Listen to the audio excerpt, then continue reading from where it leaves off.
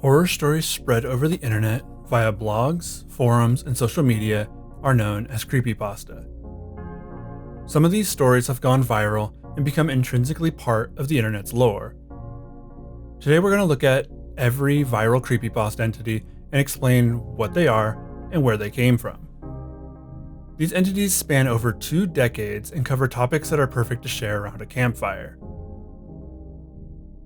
These are not presented in any specific order, just as I wrote them down. So let's take a look at some viral creepypastas and learn about the many different things that have traumatized and haunted the internet. Possibly the most popular creepypasta entity of all time is Slender Man. This entity started out life on the Something Awful forums before moving into the wider web. This was due to many factors, but mainly the web series called Marble Hornets, and the Let's Players on YouTube playing Slender the 8 Pages. Slender Man is an entity that is tall, faceless, with black tendrils that extrude from his back. He is also always seen wearing a suit with a tie. The actual height of Slender Man is debated heavily in the community. The earliest mention is somewhere around 10 feet, but he has also been seen as tall as 20 feet, towering into the trees where he resides. Slender Man is known for kidnapping children and taking them to a purgatory world where he murders them. At least that's part of what he does. Slender has more mythos than just about any other entity online. But with so many contributing to the lore, there really isn't a consensus on his exact actions and methods. Slender Man would remain relevant in internet folklore before getting his own movie. It was okay as a bad horror movie to watch with friends, but terrible for representing what Slender Man was. The good aspects of the film do not outweigh the bad. Slender Man would be featured in many horror games in the early 2010s. There was of course the 8 Pages and its sequel, The Arrival, but there was also a multitude of fan games that wanted to use the entity for their own means. It was so common to see a new Slender indie horror game that it practically became its own genre. One that Markiplier cashed in on back in the day, making an entire playlist of just Slender fan games. Slender Man may not have the reputation he once did, but he is still essentially the face of creepypasta, even though he has no face. Jeff the Killer is a story that stayed around way longer in the internet's folklore than anyone expected. The entity, a supernatural serial killer named Jeffrey Woods, would first appear online with a different story than the one we've all heard. It started with a simple image and a story on Newgrounds before ballooning into the story and entity we know today. Jeffrey Woods, Jeff the Killer, got his start after getting set on fire by some bullies. He just moved to a new town and was mugged on the first day while waiting for the school bus. Jeff and his brother defended themselves. Jeff found that he liked the feeling of hurting people, but suppressed it. At a party, those same bullies would show up and they would light Jeff on fire during an altercation. After he was released from the hospital, he would go insane after seeing his new, disfigured appearance. Well, actually, he was just bleached white for some reason with no burn marks. He would then cut off his eyelids so he didn't have to sleep and murder his family. The entity would go on to get many different stories expanding on his lore and what he did afterwards. His infamous phrase, "go to sleep," would follow in his wake. Normally I wouldn't consider a serial killer an entity, but there is a layer of supernatural to the character of Jeff the Killer. He also eats people in one of the stories, but I guess that might not be canon, so I'm not sure. The real popularity of Jeff the Killer, besides the multitude of clones he would receive, was in the image attached to the pasta. This image has garnered more attention than almost any other lost media search.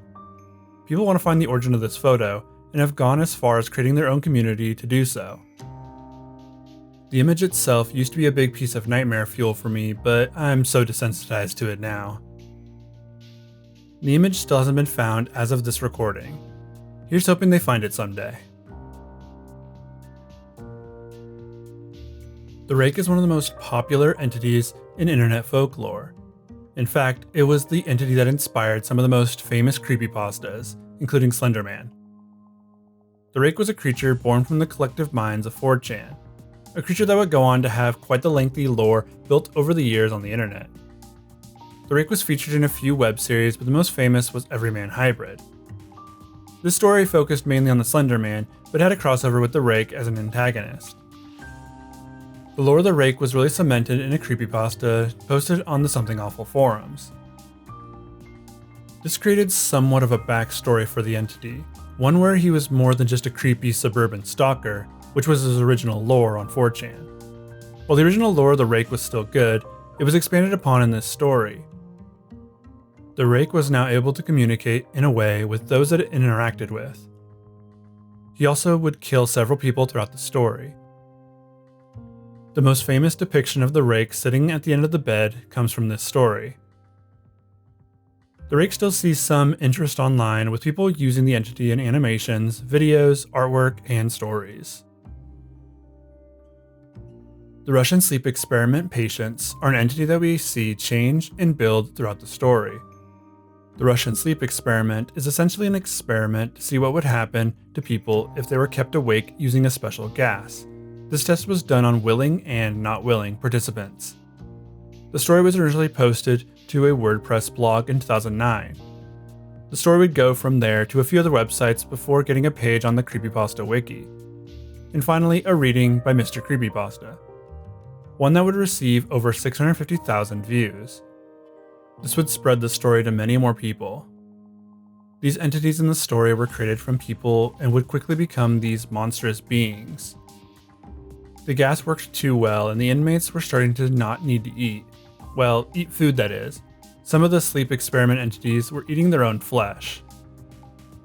They're starting to block out the cameras and cover drains with the flesh of one of their dead brethren. When the experiment was called off, the scientists found grotesque husks of people living in the chamber. They were emaciated, gray-skinned, and looked barely alive. They were surprisingly strong, though, as they were able to kill a few scientists checking in on them. They would later be killed by the soldiers, also watching over the experiment. The Russian sleep experiment still stands as one of the most popular creepypastas to ever be told. These entities may be unnamed, but they stand out as a creature created by the hubris of man.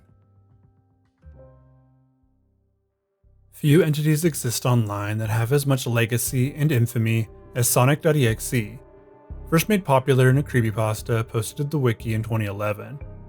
The story resonated with both Sonic fans and creepypasta fans. It would receive criticism and praise from all parts of the internet. The biggest push for the popularity of the story, though, was when the fan-made game was played by Markiplier. That video would garner 10 million views. The entity known as Sonic.exe, or Lord X in the sequel, appears to have an ability to kill anyone who plays his game. This can be seen from the first protagonist and his friend, who both died after playing. Their computers were also burnt to a crisp, but the discs somehow survived. Sonic.exe is a corrupted version of Sonic with the classic sprite, but black holes for eyes. He has red dots at the center of those voids, with blood oozing down his face as well. This would become a very popular image in the Sonic community, one that outgrew that community and became its own genre of Sonic horror content.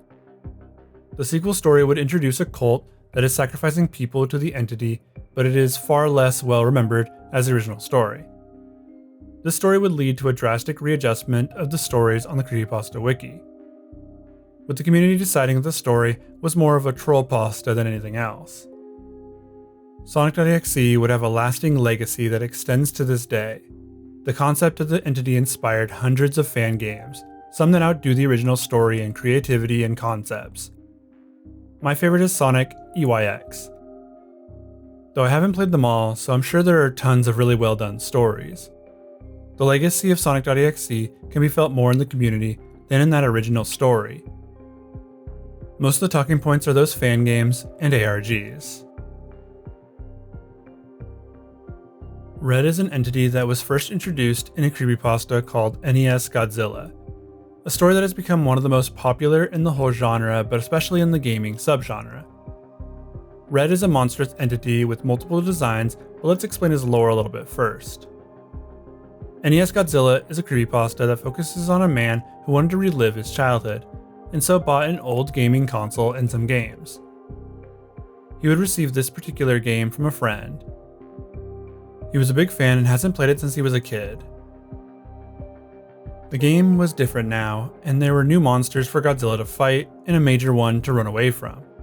This monster is Red, which is a strange shaped head and the body of a spider or scorpion with a long tail. Red would change his appearance a few times throughout the story and would end with a tall Godzilla-like design. The story revolves entirely around how Red is tormenting the player and making him relive his past. The story is more or less themed around the idea of accepting the pain of the past and moving forward.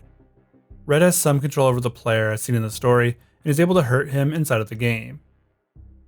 Red has become one of the most famous creepypasta characters to date and still is recognizable online. Sonic.exe may be one of the most popular entities to scare the Sonic fanbase, but he isn't the only one. There's also the infamous Tails doll. A doll creation of Tails that has a Chaos Emerald attached to its head, which brings it to life.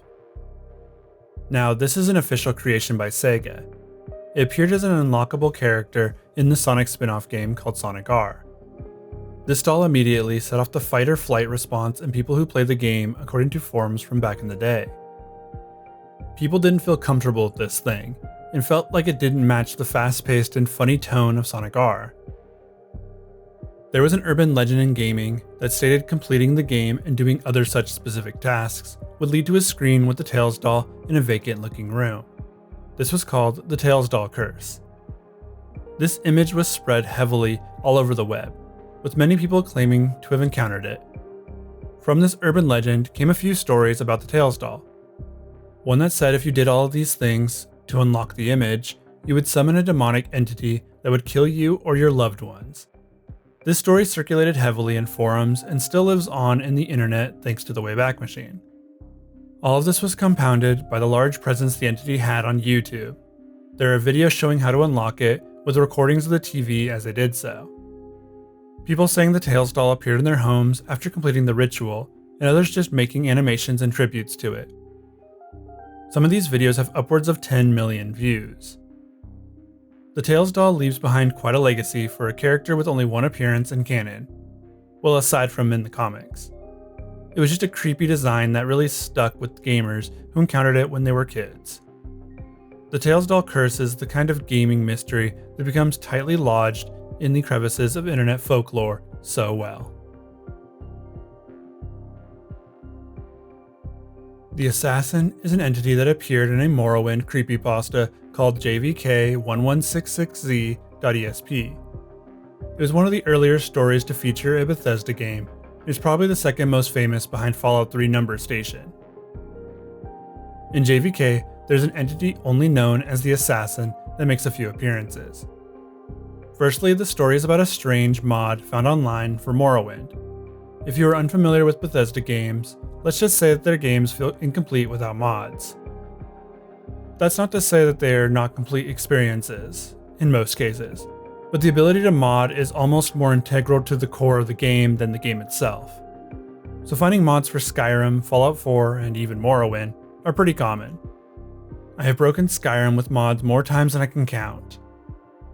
So when the characters in the creepypasta find a mysterious mod that no one can seem to get working, the community comes together to figure it out.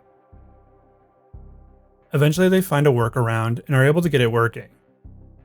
The modded game starts with all the major story characters already dead, and so they are essentially entering a doomed world. That doesn't mean there's nothing to do in this world, as there are still quests to explore and NPCs to talk to. Of course they can only tell you vague things like watch the sky. They even go outside and just stare up at the night sky. One that has been improved with this mod to almost look like the real night sky. Now we get to the entity. There's a character cloaked and moving really slowly. This is the Assassin, and we only have this one image to go along with the story. The Assassin will slowly kill the player character if he catches up with him. They only take a small amount of damage when he catches up, but it will eventually kill them. This leads to the narrator of the story dying to the Assassin once while dozing off at his desk. The entity was crawling all over his dead body, and there was no game over screen, just the scurrying of the Assassin and the sound of its scream. Later, a friend of the narrator would complain of having nightmares while exploring the game. He claims to have seen the assassin with a spider-like body. Not only that, but it was also knocking on his window, asking to be let in. The story doesn't have a conclusion with the assassin, but it is expected that he plays a bigger role in the story and is somehow able to affect the lives of those that explore too deeply into the mod. I'm Happy.gif, or the GIF, is an entity that was first discovered on 4chan, and would quickly become an internet urban legend. In 2007, a user came across a post about this image of a weird smiley face. It was posted as a GIF, but users reported never seeing it move or do anything. Any who got a bit more curious and clicked on it would be met with the actual GIF. It slowly starts to shift from a smile to a frown and angry eyes. Then it would start to scream. It was a piercing scream. That wasn't the worst part though. Next came the flood of disturbing images including bombing victims and other gore. This would go on for a while before it would come abruptly to an end. The GIF would say "have a nice day" before shutting off your browser and then your computer. According to the urban legend, people who viewed it all the way to the end were found mutilated near their computers with a bloody smiley face found near their bodies. This was the fate of all who saw the original. This would make this entity one of the worst to encounter, but this story reminds me a lot of the Red Room, which is a Japanese urban legend that also uses the internet for its premise. It's a fine enough story, but that's all there is to say about it really. Smile.Dog is our next entity, and this one comes from the story of the same name. Smile.Dog is an entity seen after viewing an image of a Siberian husky with a bloody handprint behind him. The image will then shift from the husky to some monstrous dog-like creature that curses you with nightmares of spreading the word. You'll then be required to send the image to someone else in order to be free of it. This story follows a student who had always been interested in the story and wanted to see if there was any validity to it. He follows the leads to an older woman who agrees to give him the image saved on a hard drive, but reluctantly changes her mind. She would later die after making the decision to not spread the word. The narrator would eventually get a copy of the image and then proceed to share it with all of those reading the story. This is the general gist of the story. There's more, but nothing that matters too much to us. So the entity is an image of a Siberian husky that takes on a more monstrous form and haunts the dreams of any who sees it. It then torments you until you spread the word. It is never fully stated exactly how it does that. It's just so bad that many people choose to take their own lives rather than deal with the entity. Smile.Dog would become a popular horror meme that was shared around the internet. He would appear in forums, comment sections, and all over social media. This is one of the first viral image horror stories that people from all over the internet knew to some extent. Like the Slender Man image or Jeff the Killer, its image was spread more and more with time, which goes exactly with the wishes of Smile.Dog. Smile.Dog would be featured in a few indie horror games, a fan film, and get loads of fan art. Ben is a character who goes through many changes throughout the 3 arcs of his story. Ben comes from the Ben Drowned Creepypasta / ARG. The story is presented as a creepypasta originally, and would even create some pretty popular tropes in the genre, but even more so in the video game subgenre. Ben is the trapped spirit of a boy who drowned while playing a copy of The Legend of Zelda Majora's Mask. At least, this is what is presented to us at first. The story has many layers like I said before. The character of Ben wouldn't be fully figured out until the very end of the 3rd arc. The first arc, called the Haunted Cartridge arc, is where we should start. Ben is only hurt when the narrator tries to change his name. There's a file in the game called Ben, which was almost done with the game. The narrator selects a different save file and begins anew. The NPCs for some reason were still calling him Ben on occasion. This would lead to him deleting the file, and this is when all the craziness begins. Ben is seen as the eulogy statue of Link from Majora's Mask. This is essentially a creepy statue version of Link. This is supposed to be the ghost of Ben that is trying to tell the narrator something. But we wouldn't know that until much later. In the fandom, Ben is often shown with blood dripping down the character's face. Actually, going fully into fanon, Ben is usually shown as Kid Link with blood down his face.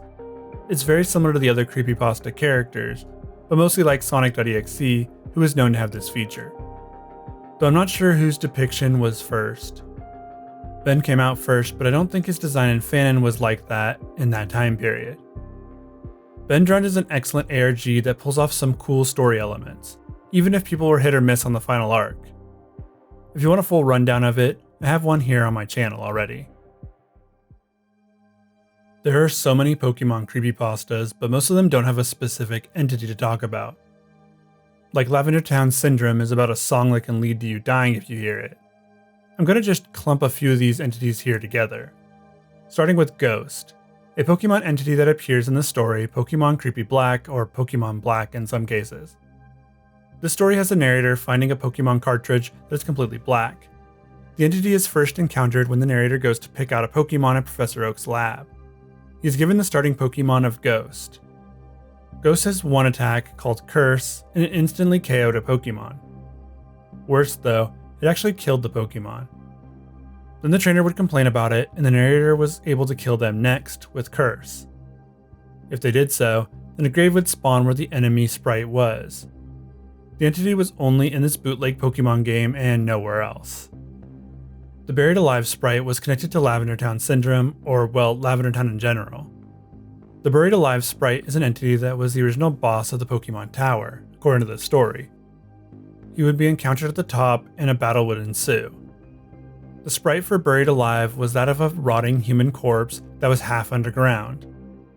Once defeated, the game would freeze, due to a lack of code written for a victory.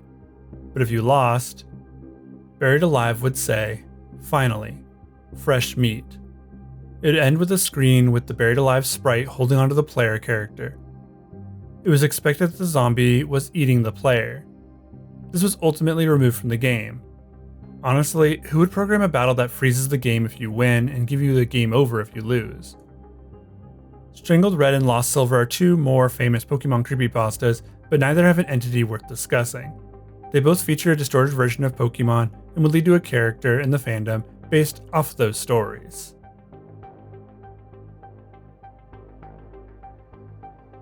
One of the earliest entities to grace the walls of the internet was a being called ZALGO. This was an entity that started life as an incorporeal form that would corrupt comics and cartoons. It would target mostly family-friendly comics and distort them into corrupted versions. Originally created on the Something Awful forums, it would soon outgrow that medium. The original creator, Shmorky, would claim it was only able to corrupt comics and the like, but it wouldn't take long before edits of everything were being ZALGofied. This included comics, videos, images, and even photos of real people. ZALGO really has two aspects to it. The first was the corruption of innocence found in those comics. The second was a being built of corruption that bordered on Lovecraftian. Let's start with the former and move to the latter. ZALGO would taint many things in ways that would become key parts of this entity's identity. It would put a black substance in the comics, usually seeping from the character's mouth or eyes. There would be grotesque additions to the people featured in the comics as well. The biggest feature was the addition of blacked out eyes with either black liquid or blood oozing out of them. Some popular ZALGofied images are for Boxy, Garfield, Rebecca Black, and Archie comics. These were the ones that have spread the most across the internet. The Boxy image was used literally everywhere when talking about this entity for years. The other side of ZALGO was in the Lovecraftian elements, an entity of unperceptibility with the ability to corrupt any who perceive it.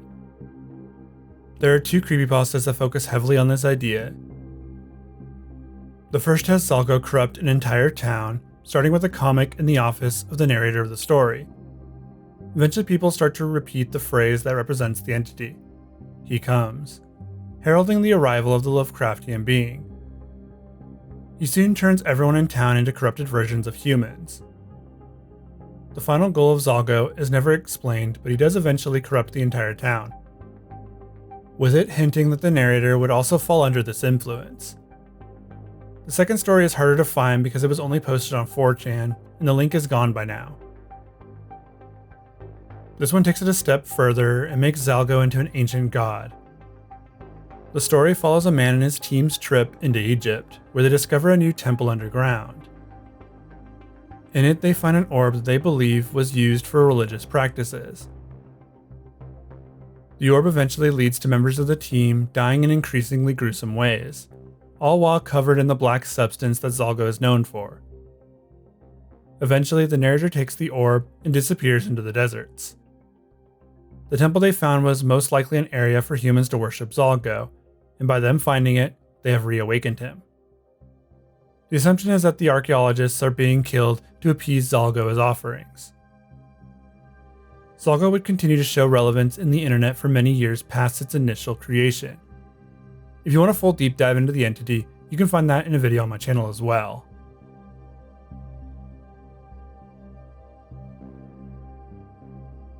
Photonegative Mickey is the name given to an entity that appears in one of the most popular creepypastas to date. This is from the story in the Abandoned by Disney series. The story is aptly named Abandoned by Disney and follows a man going to do some urban exploration at an abandoned Disney resort called Mowgli's Palace. As he is searching through the property, he runs into a few odd occurrences. The phrase Abandoned by Disney is seen scratched into the wood of the building. The whole time he is wondering why they would abandon a place that looked like it was in perfect working order. It isn't until he makes his way into the basement that we would find out why they left in such a hurry. There's a strangely moist room filled with empty mascot costumes. As he's looking at the head of one of the costumes, a real human skull falls out. He starts to examine it when another strange thing catches his attention.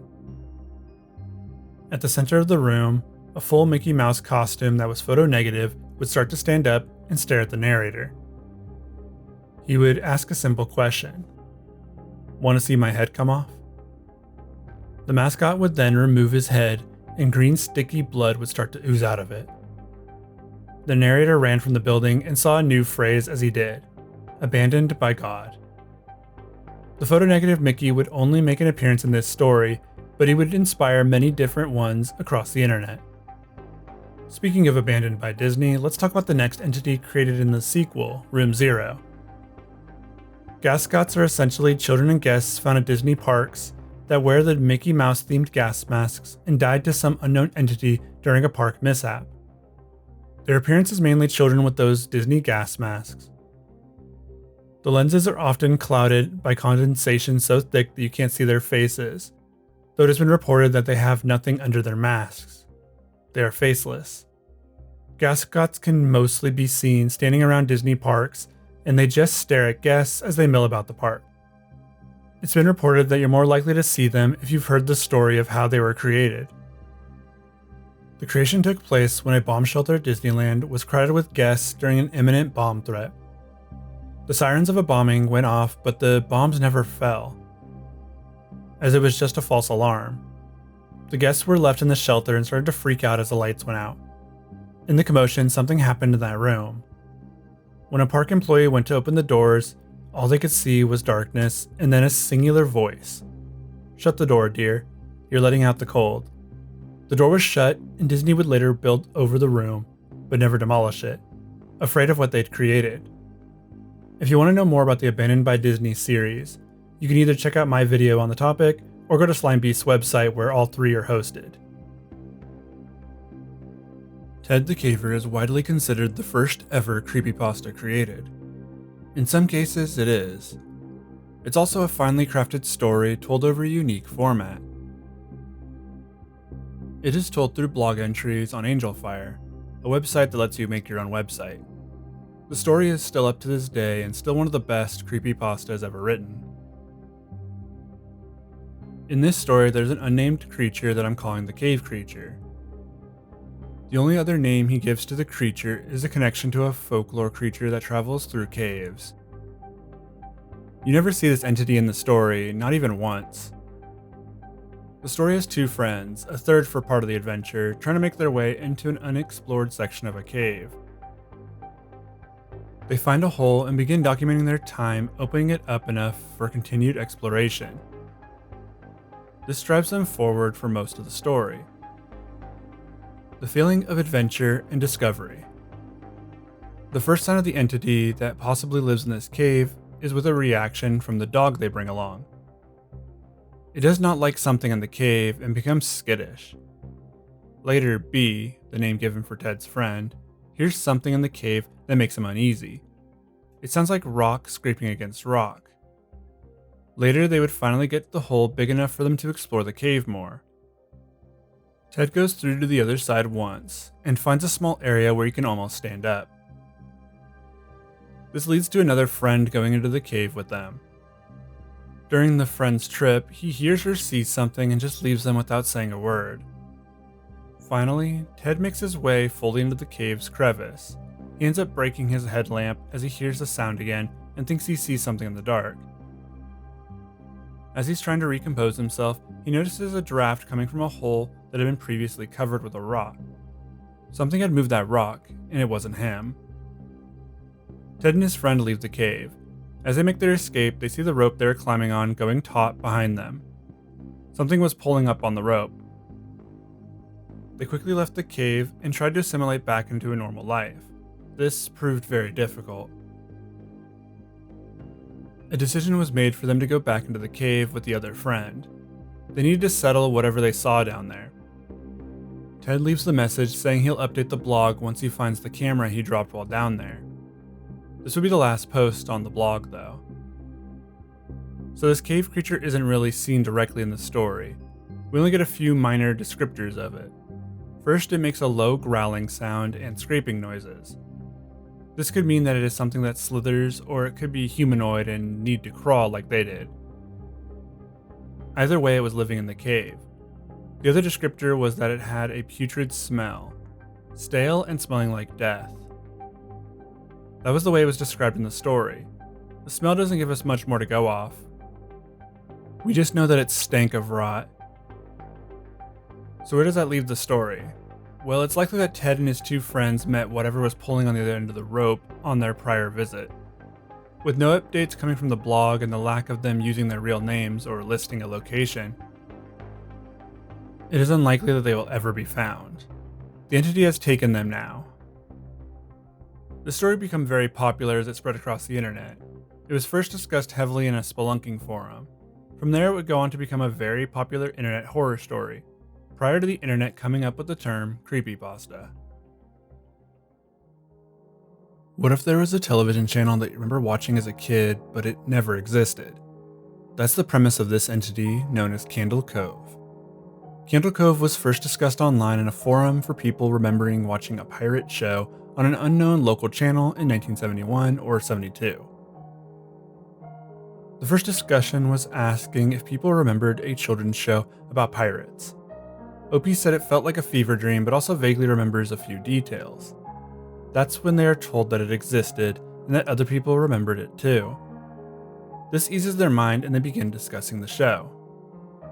The show is about a kid who went on adventures with a crew of puppets and a talking ship. It was very low budget but entertaining. This is also when they start to remember the eeriness of it all. One poster even wonders why they all were allowed to watch something that would have been so scary to children. The villain of the show was a creepy marionette named the Skin Taker. He was a skeleton and his mouth moved forward and back for some reason. When asked why it did that, he said to grind your skin. This was obviously not a great show for kids. As they're discussing it, another poster ends the thread. They say they asked their mom about the show while visiting her. She said that it was odd they would remember that. They used to tell her they were going to watch Candle Cove and then sit in front of dead air for 30 minutes. His mom remarks that he had such a big imagination with his little pirate show. This is the end of the story, and honestly, it's a chilling one. We all have strange and odd memories from childhood that we're not sure if they're real or not. This story presents that very idea and leaves it open for more. There wouldn't be a follow-up unless you count the first season of Channel Zero, but I prefer the ambiguity of the story online to the TV show. The Smiling Man is more than a creepypasta character and could be related to an entity seen throughout the decades. First, the story comes from a Reddit post. On the Let's Not Meet sub, someone posted a story about a stranger they met while on a late night walk. They live in a major city in the US, but didn't say which one. While out walking, they ran into a figure who wasn't really walking. He was doing a little waltz alone and at the end moving forward in a very specific direction. Opie didn't know what to make of him, but thought it was odd how he didn't appear to be looking forward, but instead up. There was also a big smile painted on his face. Opie watched the strange smiling man walk on by and eventually crouched down for a moment. He thought he must be high or drunk or something. After a few moments, the man walked away until Opie could barely see him. Before he could let out a sigh, the smiling man started running towards him. Opie ran until he reached a more populated area. This is when he saw that the smiling man was gone. He never saw him again, but he also never went out on a late night walk alone again either. Now this is an interesting story. It started on Reddit and would eventually make its way into the Creepypasta community, but the smiling man is actually connected to another cryptid sighting called Injured Cold. If you want to know more about the smiling man, I have an entire video covering the entity fully on my channel. The smiling man was soon spread all over the internet as a cautionary tale of walking home alone at night. Mr. Bear was a man who ran a local station in Canada. He comes from one of the most popular creepypastas of all time, 1999. In it, a man is trying to reconcile with a strange and upsetting part of his childhood. This is where Mr. Bear comes in. The channel was local and was targeted at children. There were several shows on the channel, but the main one included a character named Mr. Bear. In the several episodes the narrator discusses, Mr. Bear is seen interacting with children who all went missing. Mr. Bear goes missing after the final tape showing him burning the bodies of the children. He made them drink a strange liquid and then sacrificed them to Satan by stacking the bodies in a pile and setting them all alight. There's more that happened in this story, and there's even a cliffhanger ending, but if you want a full deep dive into the story, you can find the video on my channel. In 2020, a new and interesting phenomenon was spreading across the internet. New interest in something called every copy of Mario 64 is personalized. This is essentially a story made to explain strange happenings in Super Mario 64. It was an interesting creepypasta that toyed with the idea of a feature implemented in the original 64 game that would customize each person's playthrough. While this would be super cool, it turned out to be very creepy in the end. There are a few entities that were created through this story. One of those was the Wario apparition. It was this giant Wario face that would appear in the castle, and you would only see it in certain copies of the game. What it actually does to the player isn't explained, just that it was more common than some others mentioned. Other entities include the faceless Mario model that occasionally follows Mario around the castle, and the wide-eyed Chain Chomp. These two are a little more rare, but are also indicators that your game is personalized. When Minecraft was still a new game that seemed to be full of mysteries, one of the earliest to have a stranglehold on the internet was a mystery entity spotted in a single-player Minecraft world. The entity's name would come to be known as Herobrine. Herobrine was first seen in a screenshot posted on 4chan, with a story about a player having strange structures built in their single-player Minecraft world. This wasn't all. They also noticed 2x2 tunnels that were not naturally occurring. It was almost like they weren't alone in their world. Finally, one day, they were able to snap a screenshot of the entity. This image would go mega viral and create a piece of internet folklore that can still be felt today. Herobrine was now in everyone's worlds, and just haunting the world of Minecraft. Soon he would break free of the confines of the Minecraft community and become a paranormal entity that haunted the entirety of the internet. Funnymouth is an entity that comes from the story of the same name. Essentially, it's an entity that exists online and stalks chat rooms. In the story, the narrator first runs into him in a forum they run. Funnymouth appears in a chat and starts saying really random and bizarre stuff. After a while, Funnymouth would post a looking at you emoticon. This would lead to a ban. The narrator would continue to see Funnymouth reappear even though he was banned. This would all continue into haunting the narrator's dreams. Then one night, the narrator had a dream about a worm crawling down his throat, which then leads to his jaw being popped until it hangs limply. When he awoke and checked himself in the mirror, he saw that his jaw was actually hanging limp, with his tongue hanging out lazily. He now had a funny mouth too, which he thought was funny. He would return to the forums, change his name to Funnymouth, and start sending the same messages that had been sent in the chat before this all started. So essentially, Funnymouth is some online entity that goes into a forum and picks someone to become the next Funnymouth. They haunt that person for a few days before invading their dreams and somehow breaking their jaw until they also have a funny mouth. None of this is explained directly in the story, and I cut out a bit of the nuance, but this is the gist of it. The idea of running into an entity online that could haunt you in the real world is a scary one. It was played around with a few times in the early 2010s. Many of us were spending long nights browsing the internet and trying to find all the weird and interesting mysteries that hid behind the glow of the screen. From birds that could mimic human voices to animals that mimic the cries of babies, we have always feared what we perceive as human but not. In that same vein, we have a creature called the Fleshgait. The Fleshgait was a creation of 4chan, created to replace the Skinwalker stories that they loved to share. They wanted to have their own creature that didn't have to rely on the Native American beliefs. Fleshgait is even just a different way of saying Skinwalker. Flesh, skin, walker, gate. It really wasn't creative, but the creature is. It has the ability to mimic human voices and usually targets people one at a time. The usual hunting patterns for the Fleshgait are to lure people into the woods one at a time. The first is lured by the voice of a friend or a family member. Once alone, they kill them and steal their skin, assuming their life. They then try and get any other people in the group to follow them into the woods to continue the process. Fleshgaits would become very popular on 4chan, but there's really only one creepypasta that really takes the story to its fullest. It gives the Fleshgait the ability to implant false memories, making it impossible to tell if you always had a group of 5 or whether some fleshy monster has secretly joined your ranks.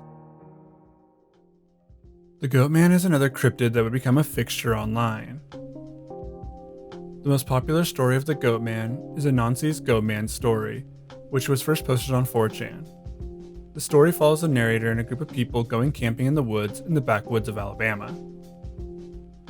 During the trip, they start to smell this weird metallic smell in the air. It starts to come in waves, but they're not sure where it's coming from. During this time, they would notice that someone was slipping into their group. Since the group had grown and not everyone knew everyone else, it was hard to figure out who the extra was. That night they stayed in the trailer out in the woods, not wanting to go out at night with whatever they had heard in the woods. One person noticed an oddity while they were all sleeping. They were pretending to sleep and saw someone randomly get up and walk around everyone before laying back down and pretending to sleep. The next day, the group made their way out of the woods. They noticed one person turned away and made their way off into the woods. The Goatman is a creature that can take on the appearance of a human, similar to being like the Skinwalker or Fleshgait. They usually seek to sow chaos or try and lead to at least one person being separated from the group. It is assumed so they can eat them. That is never explicitly stated in any of the stories, though.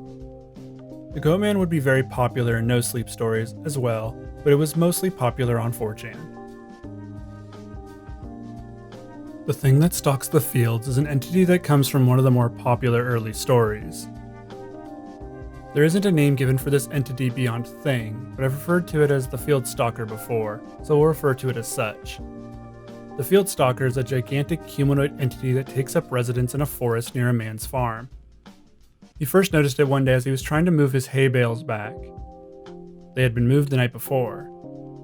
He noticed they'd been moved to a location far from his house. After moving them back, he found the heads of his horses had been removed. The man decides to wait and see who is moving the hay. This is when he gets his first look at the Field Stalker. It was at least 10 feet tall, humanoid, but moved on all fours, and had a sunken chest. Its skin was almost metallic in texture, as it was smooth, but it also appeared to be moving, like it wasn't skin at all and instead was another living creature. The thing would move the hay, look at the man, continue back into the woods. The message would become clear once someone had come into the boundary that the Field Stalker had set. A car drove slightly into the boundary, and the entity scrambled from the woods and ripped the car apart. Then it crushed the man and discarded his body before returning to the woods. The message was clear that this man was its captive. The Thing That Stalks the Fields is a very popular story, and the entity would get fan art, but more importantly a short film. You can watch it on YouTube and it shows exactly what happens in the story. It does add a little bit of backstory to add more depth to the main character. White with Red is as classic a story as can be found in internet folklore. It tells of a man seeing something strange while staying at a hotel. There's an off-limits room in the hotel that he passes by on the way to his own. The room has a keyhole that he can barely look through. Doing so, he sees a pale white figure leaning her head against the wall opposite of the door. She turns and he leaves before she can see him. He leaves and goes to sleep. The next day he stops by the room again and stares through the keyhole. This time all he sees is a vivid red color.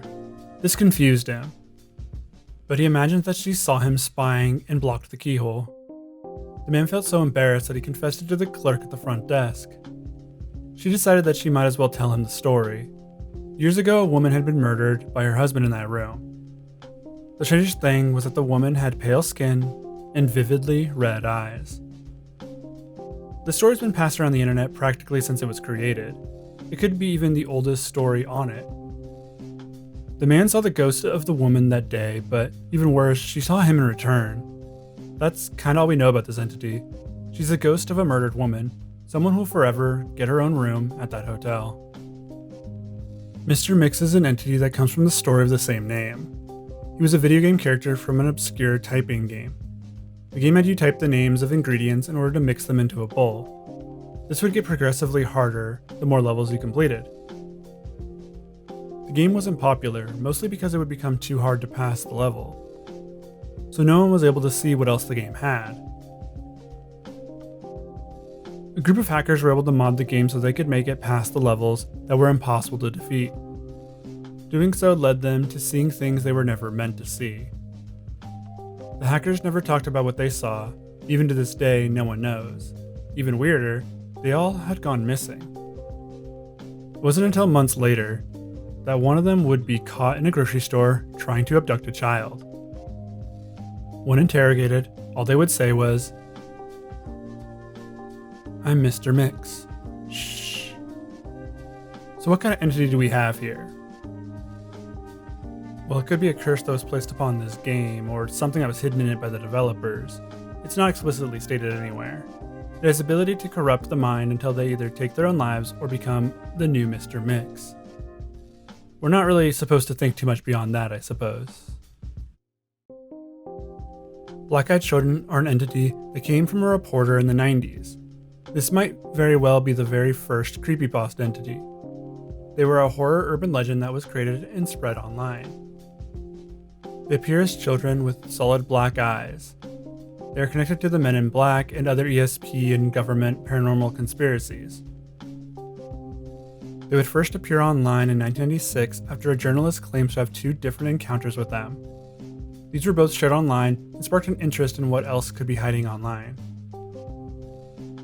Where many people consider Ted the Caver to be the very first creepypasta, this technically predates that story by 5 years. That would make this the first ever creepypasta. Eyeless Jack is an entity that originated from this photo. It was a strange photo, but there wasn't a story or anything attached to it. It was just a creepy photo. It wouldn't be until 2 years later that someone would write a story and give a name to the entity. It was called Eyeless Jack, and the story attached has the narrator going to stay with his brother. One night he sees something outside of his window and thinks it's a raccoon. The next night, he would wake up in pain and find something strange on his side, stitching. He went to the doctor and found that his kidney was gone. No one knew how it had happened. The next night, the narrator woke up to a strange noise. That's when he noticed the vague shape of something above him. He reached for his phone and snapped the image of the entity that we started this section with.